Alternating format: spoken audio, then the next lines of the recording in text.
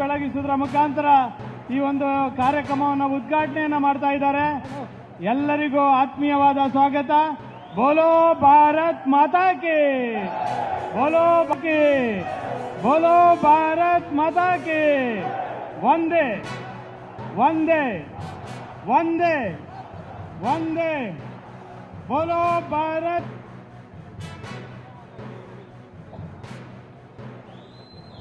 ದಯಮಾಡಿ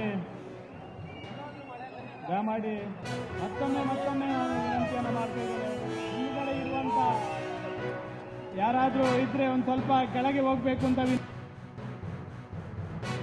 ಹಾಗಾಗಿ ನಿಮ್ಮ ಆಟ ನಡೆಯೋದಿಲ್ಲ. ಸಿದ್ದರಾಮಯ್ಯನವರ ಸರ್ಕಾರ ನಿಮ್ದು ಅಲ್ಟ್ರಾ ಲೆಫ್ಟಿಸ್ಟ್ ಸರ್ಕಾರ ಇರಬಹುದು, ಇರೋದಷ್ಟೇ ಹೆಸರಿಗೆ ಕಾಂಗ್ರೆಸ್, ಇದು ಹೆಸರು ಸಿದ್ದರಾಮಯ್ಯ. ಆದ್ರೆ ಸಿದ್ಧನೂ ಇಲ್ಲ, ಭಾವನೂ ಇಲ್ಲ ಅವರ ಮನಸ್ಸಿನಲ್ಲಿ.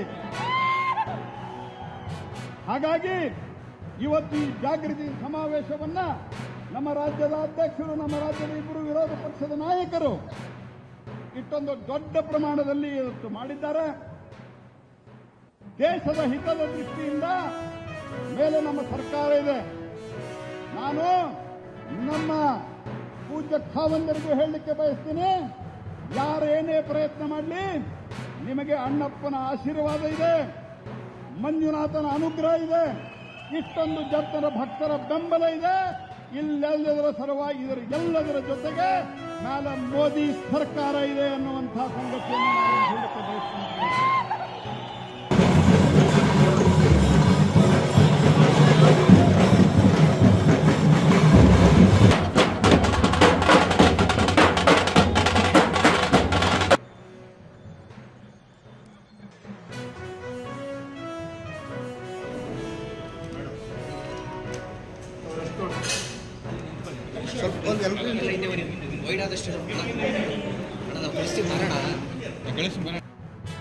We are targeting Hindu, the toolkit of condemning Hindu culture. That's why we have to show the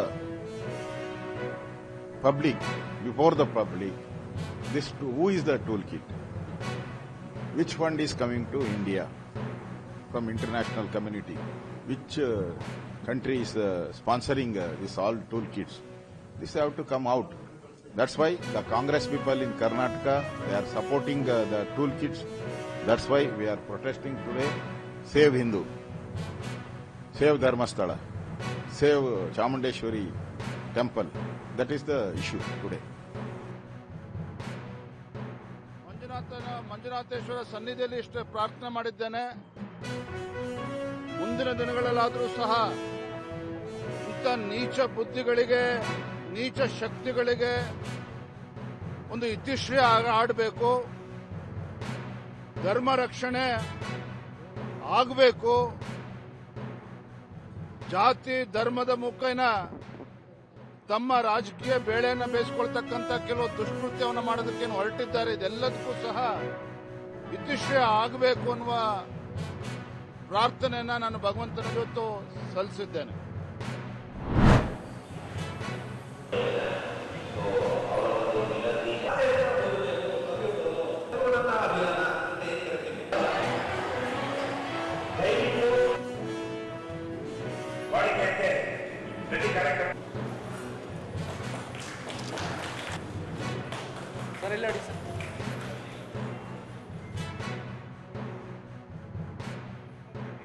ಇದು ಸಿಗಬೇಕು ಅಂತ ಮಾಡಿದ್ದಾರೆ. ಆದ್ರೆ ಇದನ್ನ ಯಾರು ಇಂಪ್ಲಿಮೆಂಟ್ ಮಾಡೋದು? ಎಲ್ಲ ಇವತ್ತಿನ ಸಾಕಷ್ಟು ಹಳ್ಳಿಗಳಲ್ಲಿರುವಂಥದ್ದು. ಹಿಂದೆ ನಾವು ಬ್ಯಾಂಕ್ನವರು ಸಾಲ ಕೊಡೋದು, ಅಷ್ಟೇ ಮಾಡ್ತಾ ಇದ್ವಿ. ಆದ್ರೆ ಹೆಚ್ಚು ಸಂಪರ್ಕ ಇರೋದು ಬ್ಯಾಂಕಿನವರಿಗಿರೋದ್ರಿಂದ ಎಲ್ಲ ಸರ್ಕಾರಿ ಇಲಾಖೆಗಳು ಎಲ್ಲದೂ ಸೇರಿ ಬ್ಯಾಂಕಿನವರ ಮೂಲಕ ಈ ಕಾರ್ಯಕ್ರಮವನ್ನು ನಡೆಸಬೇಕು ಅಂತೇಳಿ ಶುರು ಮಾಡಿದಾಗ ಲಾಸ್ಟ್ 10 ವರ್ಷದಿಂದ ನಾವು ಈ ಕೆಲಸಗಳನ್ನ ಬ್ಯಾಂಕ್ ಅವರು ಮಾಡ್ತಾ ಇದ್ದೀವಿ. 10 ವರ್ಷದ ನಂತರ ನಾವು VKYC ಅಂತ ಮಾಡಿಸ್ಬೇಕಾಗುತ್ತೆ. ಮರು ಜೋಡಣೆ, ನಿಮ್ಮ ದಾಖಲಾತಿಯನ್ನ ಮರು ಜೋಡಣೆ ಮಾಡಬೇಕಾಗುತ್ತೆ ಅಕೌಂಟ್ಗಳಿಗೆ. ಯಾತಕ್ಕೋಸ್ಕರ ಈ ರೀತಿ ಮಾಡಬೇಕಾಗುತ್ತೆ? ನೀವು PMJDY ಅಕೌಂಟ್ಗಳನ್ನ, ನಾವೆಲ್ಲರೂ PMJDY ಅಕೌಂಟ್ಗಳನ್ನ ಯಾತಕ್ಕೋಸ್ಕರ ಓಪನ್ ಮಾಡಿದ್ದೀವಿ? ಗೌರ್ಮೆಂಟಿನ ಸರ್ಕಾರದ ಯಾವುದೇ ರೀತಿಯಾದಂತಹ ಒಂದು ಸವಲತ್ತನ್ನ ತಗೊಳ್ಳೋದಕ್ಕೋಸ್ಕರ ಆರ್ಥಿಕ ಸೇರ್ಪಡೆಯ ಒಂದು ಅಂಗವಾಗಿ PMJDY ಅಕೌಂಟ್ಗಳನ್ನ ನಾವು ಓಪನ್ ಮಾಡ್ಕೊಂಡಿದ್ದೀವಿ. ಅವರ ಒಂದು ವೇತನದಲ್ಲಿ ಕಡಿತಗೊಳಿಸಿ ಇವೆಲ್ಲ ವರದಿಗಳನ್ನು ಅವರು ವ್ಯವಸ್ಥೆ ಮಾಡಿಕೊಂಡಿರ್ತಾರೆ ಸರ್ಕಾರ ನೌಕರರಿಗೆ. ಆದ್ರೆ ಜನಸಾಮಾನ್ಯರಿಗೆ ಮತ್ತು ರೈತರಿಗೆ ಈ ಎಲ್ಲ ಯೋಜನೆಗಳ ಸೌಕರ್ಯ ಸಿಕ್ಕಿರಲ್ಲ. ಇದೇ ವ್ಯತ್ಯಾಸ ಜನಸಾಮಾನ್ಯರಿಗೂ ಮತ್ತು ಸರ್ಕಾರಿ ನೌಕರರಿಗೂ. ಹಾಗಾಗಿ ಈ ಒಂದು ಏನು ಕೆನರಾ ಬ್ಯಾಂಕ್ ಈ ಯೋಜನೆಗಳು ತಂದಿದೆಯೋ ಇವೆಲ್ಲ ಒಂಥರ ಆಪತ್ಕಾಲೀನ ಬಂಧುಗಳ ಇದ್ದಾಗೆ ಈ ಯೋಜನೆಗಳು.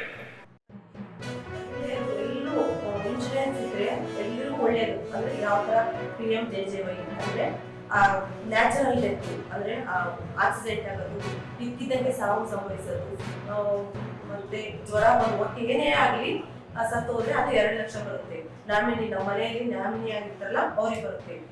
ಮತ್ತಿನ್ನೊಂದು PMSBY ಅದು ಆಕ್ಸಿಡೆಂಟ್ ಆದ್ರೆ ಮಾತ್ರ ಅದು 20 ರೂಪಾಯಿ ಇತ್ತು. ಆಕ್ಸಿಡೆಂಟ್ ಆದ್ರೆ ಹಣ 2 ಲಕ್ಷ ಬರುತ್ತೆ. ಅಟಲ್ ಪೆನ್ಷನ್ ಯೋಜನೆ ಅಂತ ಹೇಳಿ ಇದನ್ನು ಮಾಡಿಸಲು 18 ವರ್ಷದಿಂದ 40 ವರ್ಷದ ತನಕ ಟೈಮ್ ಇರುತ್ತೆ.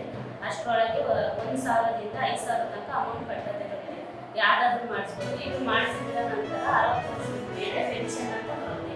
ಅದು 60 ವರ್ಷ ಆಗೋಕ್ಕಿಂತ ಅವ್ರು ಏನಾದ್ರು ಇತ್ತಂತಾದ್ರೆ ಅವರಿಗೆ ಕೊಟ್ಟಿರೋಂಥ ನಾಮಿನಿಗೆ ಅಮೌಂಟ್ ಬರುತ್ತೆ. ಒಕ್ಕೂಟದ ಅಡಿಯಲ್ಲಿ ನಾನು PC ಸಭೆಯಲ್ಲಿ ಟೀಚರ್ ಕೆಲಸ ಮಾಡ್ತಿದ್ದೀನಿ. ಅದಕ್ಕೂ ಮುಂಚೆ ನನ್ನ ಕೋವಿಡ್ ಟೈಮಲ್ಲಿ ನಮ್ಮ ಮನೆಯಲ್ಲಿ ಗೊತ್ತಾಗಿತ್ತು. ಸೊ ಅದರಿಂದ ನನಗೆ PMJJY ಸ್ಕೀಮ್ ಅವ್ರು ಮಾಡಿಸಿಕೊಂಡು ಬಟ್ ಎಲ್ಲ ಬ್ಯಾಂಕಲ್ಲಿ ನನಗೆ ಸ್ಕೀಮ್ ಮಾಡಿಸಿದ್ದಾರೆ. ಇನ್ಶೂರೆನ್ಸ್ ಕಟ್ಟಾಗಿದೆ, ಅಮೌಂಟ್ ಬರ್ತದೆ. ಈ ಥರ ಒಂದು ಇನ್ಶೂರೆನ್ಸ್ ಇದೆ, ಮಾಡಿಸ್ಬೇಕು. ಪ್ರತಿಯೊಬ್ಬರು ಹೆಲ್ಪ್ ಆಗುತ್ತೆ ಅಂತ ಹೇಳಿ ಮಾಡಿಸಿ ನನಗೂ ಕೂಡ ಇದರಿಂದ ಒಂದು ಕ್ಲಿನಿಕ್ ಒಂದು ಆಕಾರನೂ ಆಗಿದೆ. ರೈತರು ಆದಷ್ಟು ಬಹಳ ಖರ್ಚು ಮಾಡಿರ್ತಾರೆ ಹೊಲಕ್ಕೆ, ಆದ್ರೂ ಕೊನೆಗೆ ಅದನ್ನ ಖರ್ಚು ಮಾಡಿದ್ರು ಹಣ ಸಿಗಲ್ಲ ಇಲ್ಲ. ಹಾಗಾಗಿ ಬೆಳೆ ವಿಮೆ ಅಂತ ನಾವು ಮಾಡಿಸ್ಕೊಂಡ್ರೆ ಮುಂದೆ ಅದಾದ್ರೂ ಒಂದು ಬೆಳೆ ವಿಮೆ ಅಂದ್ರೆ ನಮಗೆ ಮಾಡಿರೋ ಖರ್ಚನ್ನು ನಮ್ಗೆ ಸಿಗ್ತದೆ. ಅದರಿಂದ ಮಾತ್ರ ರೈತರು ನಮಗೆ ಹಣ ಬಂತಲ್ಲ ಅಂತ ಹೇಳಿ ಖುಷಿ ಪಡ್ಬೋದು. ಮತ್ತೆ ಹೊಲಗಳು ಹಾಳಾದ್ರೂ ಸ್ವಲ್ಪ ಧೈರ್ಯವಾಗಿರ್ಬೋದು ಅಂತ ಹೇಳ್ತೀನಿ. ಮತ್ತೆ ಬೆಳೆ ವಿಮೆ ಮಾಡಿಸೋದ್ರಿಂದ ಏನು